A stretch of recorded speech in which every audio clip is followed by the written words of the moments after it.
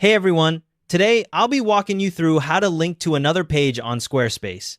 First, log into Squarespace and select the page where you want to add the link. Click the Edit button in the top left corner of the page preview. The page will enter edit mode with editable sections visible. Next, scroll to the area where you want the link. If there's already a text block there, click into it. If not, add a new text block from the block insertion menu. The text block will become active with a cursor. Now type the text you want to turn into a clickable link. Once you've typed it, highlight it by clicking and dragging across the text. A text toolbar will appear above it. In that toolbar, click the link icon. It looks like a chain link symbol. The link editor will open. In the link editor pop-up, make sure URL is selected in the drop-down menu at the top. You might need to click a gear icon first, depending on your interface version. You'll see a text field appear below where you can enter a URL or page name.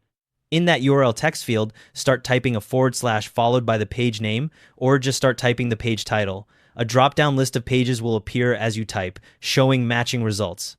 Click on the correct page from the drop-down list. The page name or URL will populate the link field automatically. Below the URL field, you'll see a toggle for Open Link in New tab. For internal links like this one, leave this toggle off. Now save the link by pressing Enter or clicking outside the link editor.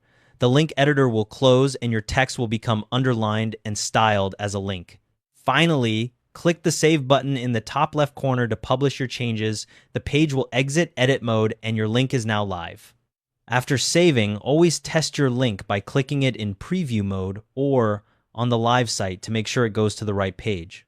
If you need to edit or remove the link later, just highlight the link text again, click the link icon, and you'll see an option to remove the link or change where it points.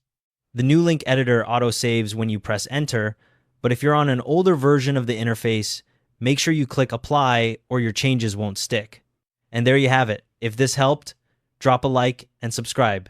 See you in the next one.